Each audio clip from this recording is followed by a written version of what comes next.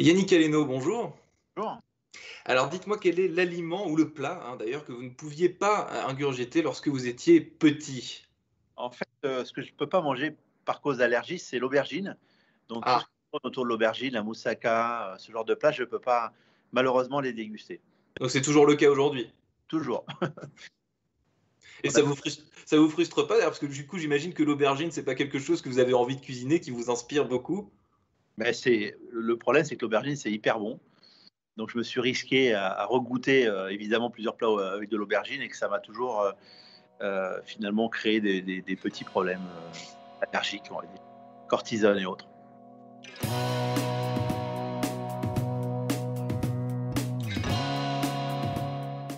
Bonjour à tous et bienvenue au Talk Décideur du Figaro, en visio aujourd'hui depuis le Lutetia, rive gauche à Paris. Le Lutetia qui propose une offre de well working pour ceux qui ne veulent pas travailler à la maison et qui cherchent de nouveaux endroits pour travailler, comme beaucoup d'autres hôtels d'ailleurs, hein. Tout le monde se réinvente et nous avons aujourd'hui le bonheur d'avoir en face de nous Yannick Caleno qui lui est en visio aussi sur votre écran dans son restaurant à Paris. Yannick Caleno, chef étoilé triplement, hein, et président du groupe qui porte son nom. Votre quotidien, Yannick Aleno, aujourd'hui, pendant et votre quotidien depuis le début de cette crise sanitaire, il ressemble à quoi? Comment est-ce qu'il est c'est toujours le même? Racontez-moi votre vie de chef aujourd'hui. Bah, ma vie de chef, elle a été assez bouleversée comme beaucoup d'autres, collaborateurs et même, confrères. On est des gens qui travaillons beaucoup et puis du jour au lendemain, on nous impose de ne plus travailler, donc c'est assez perturbant. Alors à la fois, ce sont des périodes qui permettent de réfléchir et de regarder l'avenir. Notamment, moi, pendant le premier confinement, je me suis dit: «Bon, écoute, il faut que tu réfléchisses à l'avenir du service». Donc j'ai écrit un livre qui s'appelle, «Le grand restaurant, tout doit changer, point d'interrogation». Et j'ai réfléchi comme ça à ce que je pourrais faire et ce que nous pourrions faire ensemble pour améliorer finalement l'accueil de la clientèle, d'offrir un 3 étoiles, euh, le service différemment. Mmh. Et donc vous faites partie des gens, Yannick Aleno, donc qui ont été effectivement, vous n'avez pas pu travailler, comme d'habitude pendant cette crise, mais néanmoins cette crise, ça vous a fait réfléchir, ça vous a inspiré un nouveau modèle de vin, est-ce que ça vous a inspiré d'ailleurs aussi des nouvelles envies d'innover, à table cette fois, de façon plus joyeuse? Non, mais je crois qu'aujourd'hui, restaurant de demain, il faut déjà penser à celui d'aujourd'hui. Je pense que avant de parler de demain, parlons d'aujourd'hui. Qu'est-ce qui se passe aujourd'hui? Et aujourd'hui, il faut amener encore plus, je crois, à la clientèle, d'être différenciant. Et la seule différence, je pense qu'en cuisine, on a été déjà beaucoup, on a été très loin, on a fait des innovations. Moi, j'ai créé les sauces modernes, j'ai créé les confits modernes, j'ai compris. Enfin, on a beaucoup travaillé comme ça sur des points d'accroche essentiels. Aujourd'hui, je pense que tout se passera dans le service. Mmh. La pâte, Yannick Aleno, que ce soit dans le service, ou à table d'ailleurs, c'est quoi? Ben, là, on a créé ce qu'on a appelé la conciergerie table, c'est complètement nouveau. C'est-à-dire qu'on anticipe. C'est le dernier endroit, finalement, on n'a pas préparé le voyage, le restaurant. Le client arrive dans cette salle à manger, on ne sait pas qui il est, qu'est-ce qu'il aime, comment on peut le satisfaire. Donc, avec un de mes amis, Éric Perret, on a écrit cette petite réflexion qui permet d'inverser le process, c'est-à-dire de parler avec le client en amont et de lui demander les fleurs préférées de son épouse et de mettre sur la table les fleurs qu'elle affectionne tout particulièrement, de choisir même le vin en anticipation.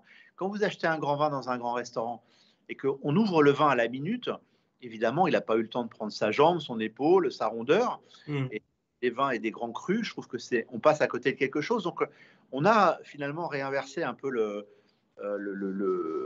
la fonction et on passe beaucoup plus de temps en amont avec la clientèle et ça marche plutôt pas mal.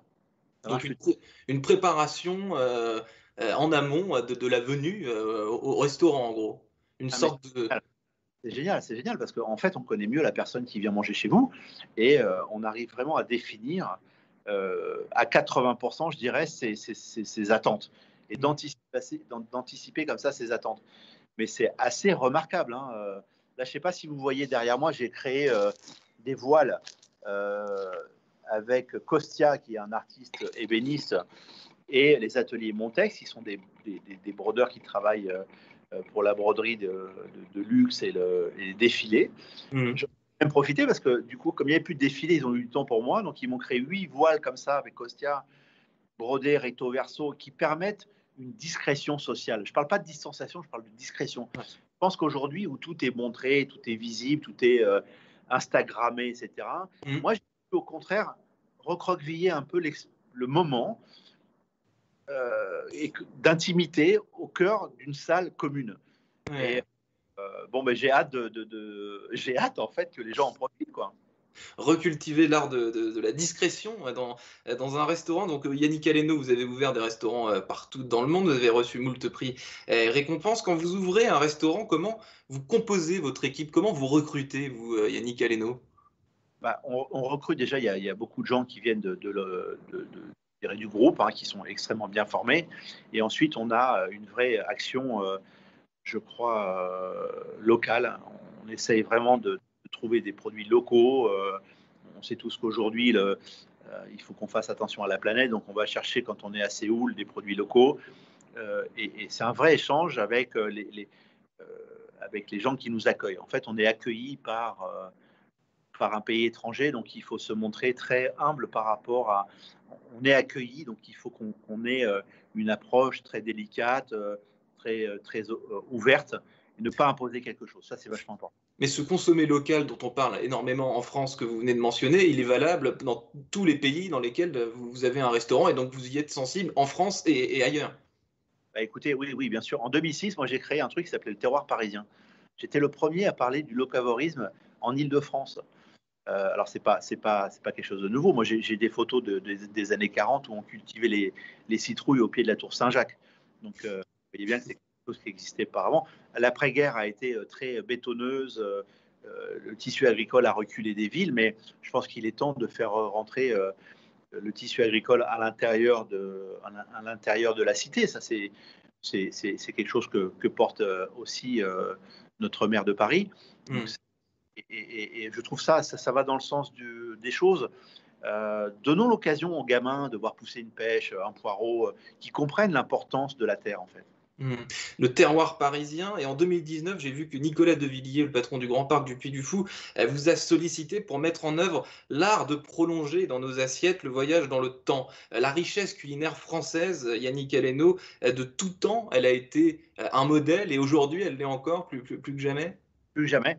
Je pense que la France porte une valeur forte de cet ancrage paysan, cet ancrage du bien partagé, de bien vivre, de bien manger, de bien boire.